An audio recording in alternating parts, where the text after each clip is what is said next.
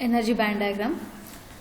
So here the MOSFET is we are comparing a MOSFET with a capacitor. So we know capacitor, in a sense, obviously there will be two parallel plates will be there. So when we give that to a electric field, so here a negative voltage is applied. So here, because of the negative voltage supply, negative charges are going to accumulate on the top layer, as you can see over here, and a positive charge is going to accumulate on the bottom layer. So when there is accumulation of a negative charges as well as a positive charges, and if it is separated by a dielectric media epsilon, then we say there is a capacitance that is going to exist in the particular device. So similarly here, why we are considering this capacitor is we can relate this to a MOSFET also. So this is the distance between the plates and epsilon is the dielectric media, and always electric field is from positive charge to a negative charge. So it starts from positive and towards the negative. Similarly, conventional current is same as the whole current. Whole direction of the current is same as the conventional current direction. And electron flow direction is exactly opposite to the whole current direction. Clear? So because of the positive as well as the negative charges which are accumulating on the plates, it acts like a capacitor and it is separated by a dielectric media with a distance d. So this is the electric field that we are experiencing in this particular device. So the theory is explained over here. A parallel plate capacitor insulator material separates the two plates. This is the insulator material epsilon that is separates the two plates. The negative charge exits on the top plate and the positive charge exits on the bottom plate. Here we can see the negative charge is on top and the positive charge is on the bottom plate. An electric field is induced between the two plates. So this is the electric field between the two plates. So that we are comparing with the MOSFET. So this is our MOSFET structure. So what it says, MOSFET, a metal, this is my metal, this is oxide layer, metal, oxide, and this is a semiconductor material, metal, oxide layer, metal, oxide, MOSFET, metal, oxide, semiconductor layer. So compare with the previous one. So which type of biasing we are giving? Here a negative biasing we are giving, that is a negative voltage we are supplying. Because of this negative voltage, so there is a accumulation of the negative charges on the metal layer, as you can see over here. So this is the accumulation of charge carriers on the top of the metal bar. Clear? What happens because of this negative charge carriers? So this is nothing but our P substrate. Clear? So this is a P substrate. So the majority charge carriers here are the holes, but because of this negative charge carriers, what they will do, they will attract the holes from this P substrate. So this is the negative charge. So they will attract the holes from this P substrate. So because of that, there is the accumulation of holes in this area. Clear? So we are giving a negative supply. So because of the negative supply, a negative charge carriers going to accumulate on the metal plate, and these negative charge carriers, they will attract the holes in the P substrate. Because of that, there is the accumulation of holes in this region. So you can see here that is written accumulation layer of holes. That is, the heading for this particular picture is the MOS capacitor, metal oxide semiconductor capacitor with the accumulation layer of holes. So this is the accumulation layer of holes. Now the capacitance per unit area. So here we are comparing this capacitor formula. So how we are going to write the capacitance formula and a charge formula, that is Q formula, and the whole electric field E formula for this particular picture, that is written over here. C dash, that is per unit. C dash is nothing but a per unit epsilon by D, where epsilon is the permittivity of the insulator, that is a dielectric media, and a Q dash is the magnitude of charge per unit area and the magnitude of electric field E, that is V by D. Now the same, but here the polarity is opposite. Here we are giving a positive voltage. Because of this positive voltage, what happens? A positive charge carriers are going to accumulate on the metal layer. So as you can see here, these are the positive charge carriers. They are going to accumulate in this metal layer, and this is oxide and here because of this positive charge, so here what is the majority charge carriers? Holes.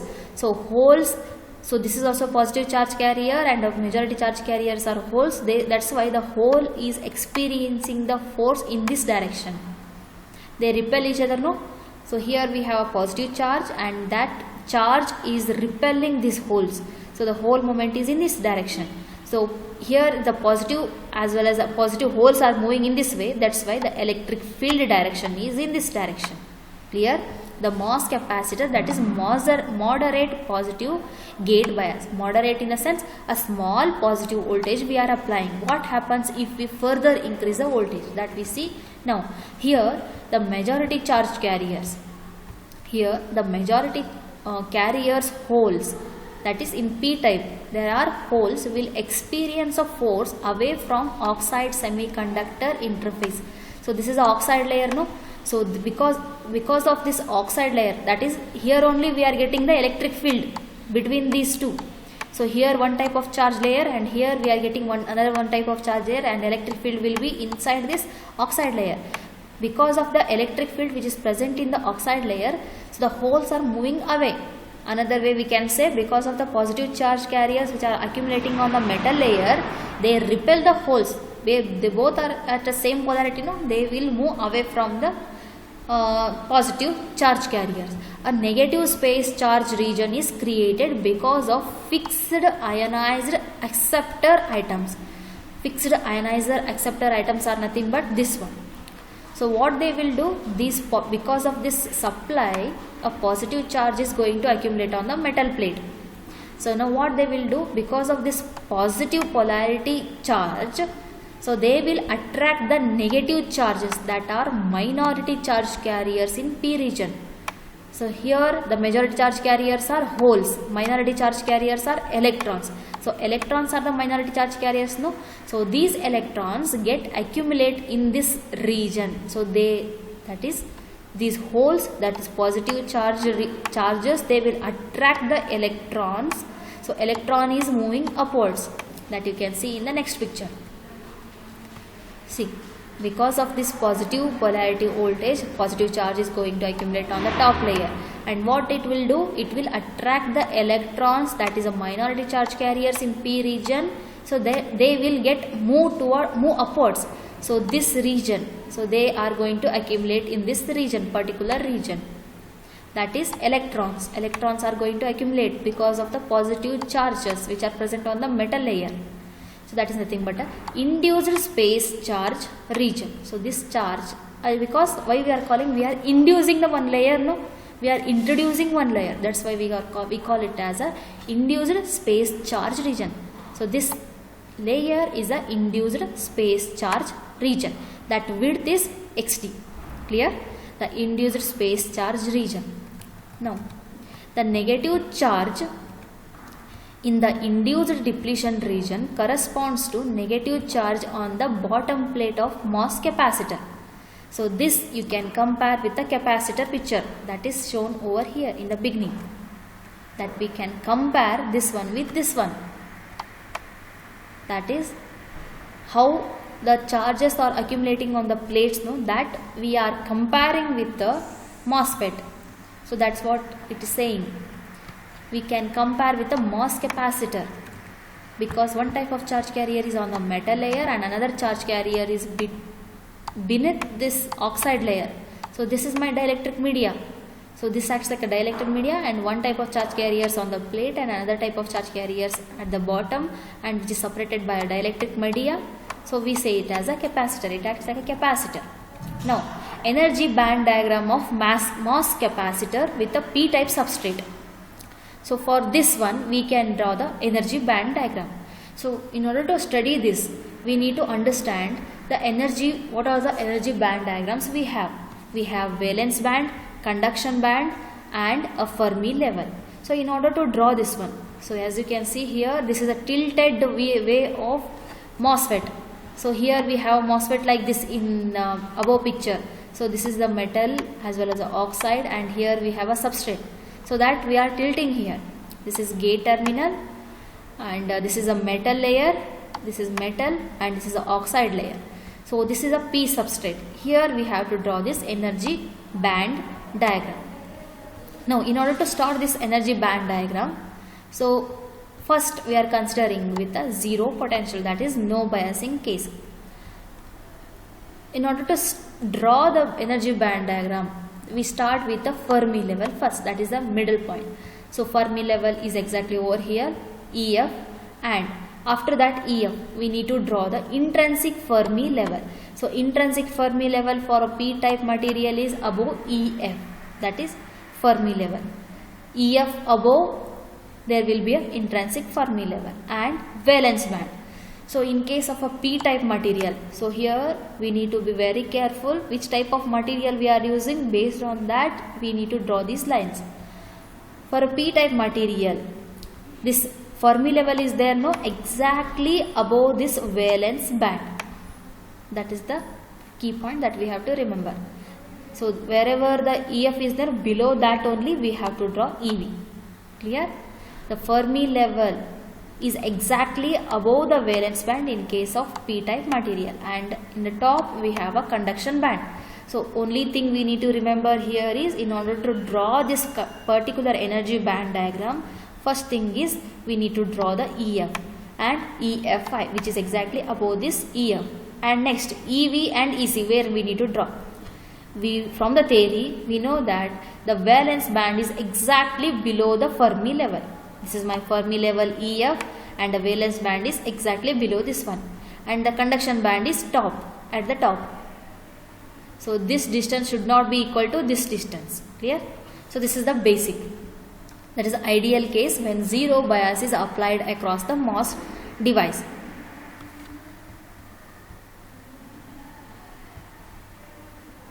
Now the energy bands in semiconductor are flat, indicating no net charge exits in the semiconductor. The condition is known as flat band. Why we call this as a flat band? Because there is no bias, that is there is no potential we are applying to the gate. That's why all these energy band diagrams are flat. Flat in the sense there is no bend in this area. So that's why we call it as a flat band.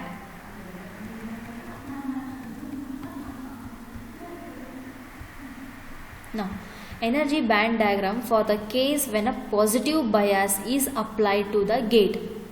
When a positive bias is applied to the gate. Now, we have to compare this with the above figure. With a positive bias. The energy band diagram for the case when a negative bias is applied to the gate. Negative bias, where is it? Negative bias. So this one is a positive bias. Positive bias. So this one, this figure, when a negative bias is applied. For this case we have to draw the particular energy band diagram. So this figure, when a negative bias is applied to the particular MOSFET, what happens? Negative charge carriers are going to accumulate at the top layer, and what they will do? They will attract the holes. The holes are the majority charge carriers over here. No, they will attract the holes over here. There is a accumulation of holes in this region, and the electric field in the oxide layer is upward because the holes are moving in this way. No, the electric field is also in this way. So this figure is considered to explain this particular energy band diagram. Now, so this one is for zero potential. So what figure we consider? For a negative voltage. If a negative voltage is applied, negative charge carriers is going to accumulate in this region. So negative charge carriers accumulate on the plate, and what they will do? They will attract the holes. Here the majority charge carriers are what? Holes. So they will attract the holes, and here the accumulation of charge carriers is going to take place. The accumulation layer of holes. Clear no this one? So again, now what happens to these lines? So again, this Fermi level is there. No? It is a constant irrespective of the type of bias we are applying. This Fermi level is a constant line. It is not going to alter. It's like a reference line. Now EFI is exactly above this EF, and we need to draw the EV below this EF, and EC is somewhere at the top. In this region, only the small region, we need to make a bend. Why this bending is happening? Why their curves are moving upwards? Because the supply we are giving here is a negative voltage. Because of this negative voltage, what happens? Their lines will bend upwards and the accumulation of holes is going to take place over here. That's why accumulation layer of holes is mentioned in this region. Clear now this one? Okay, next. The energy band diagram of MOS capacitor when a positive voltage is applied. So which type of voltage we applied here? Here we applied a negative voltage. What happens if we apply the positive voltage? So what happens if we apply the positive voltage? For this particular voltage we need to consider this one. So what happens if we apply the positive voltage? So because of this positive voltage, a positive charge carriers are going to accumulate on the metal layer and the negative charge carriers are going to accumulate in this inversion layer. So why we are getting the negative charge carriers in this region? So what they will, these are positive charges which are accumulating on the metal layer. So these charges, they will attract the electrons which are present in this p-type material. So because of that, the electrons are going to accumulate in this region. Positive charge, negative charge, in between we have the that is the oxide layer, dielectric medium. Now electric field, how it will be? The holes are moving in this way because this is positive charge and the arrow mark should be away. So this is my electric field.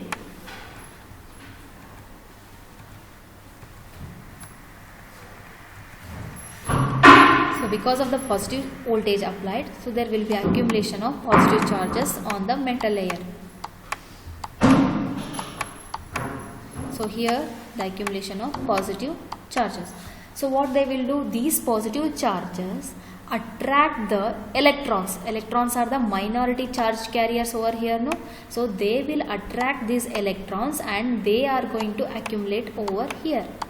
So electrons are going to accumulate over here. So in this region XD, okay, in this particular region. Now EF, again we need to draw EF in a straight line because it is not going to alter with the type of supply we are giving.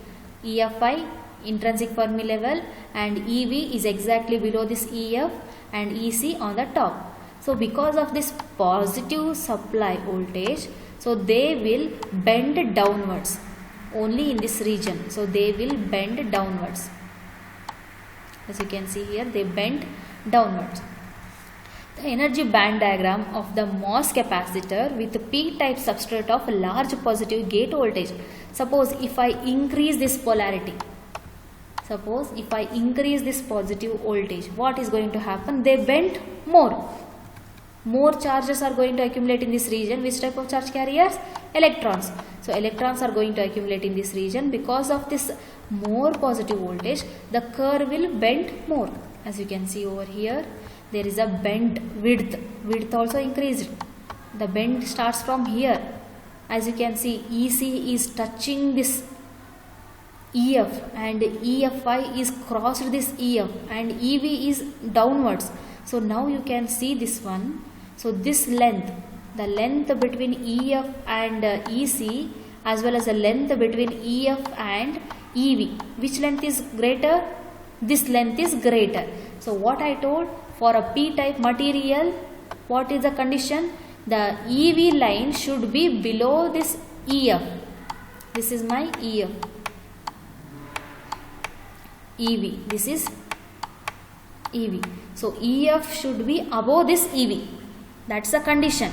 But what is happening over here? The EV is it's somewhere around here and EC is exactly above this EF. EC is exactly above this EF, no? EC line, this is my EC line and this line is exactly above this EF. So for which type of material we have EC exactly above this EF? That is for N-type material. That's the condition. That is for P-type material. What it says? This EV should be exactly below this EF. So that is for P-type material. But for N-type material, this EC should be exactly above, immediate above, exactly immediate above. That is a length that you can see. So from this curves, what we can say, this layer is a N-type material and this is my P-type material. So if I increase the positive voltage, what I am doing, I am creating the N layer, that is a N material I am creating over here inside this p-type material by increasing the voltage. Clear now till here? So what I am doing, if I further increase the voltage, there will be a more bend. Because of that bend, and by energy band diagram, by looking at the energy band diagram, what we can say, EC is exactly above the EF. For which type of material EC is exactly above EF? Only for N-type material. So what we can say at the end, we are creating the N layer inside this P-type material. So the layer is created over here. Clear? By applying sufficiently large positive voltage, we can convert the surface of the semiconductor from P-type to N-type. So I am converting this P-type material, this entire is a P-type material, but I am converting that P-type material into N-type material by increasing the voltage. So that is for P substrate, P type of material. Now, so this is for first case. Now, the second case. If I consider N-type substrate, so previously what and all we have considered, no, that is for P-type material, P-type substrate. So this whatever we considered over here, no, that is, wait, okay, this one, the substrate here was a P-type material. Now exactly opposite to this case. What happens in case of N-type of material? If this substrate is a N-type of material, what is the energy band diagram? How they are going to bend? That we have to see now.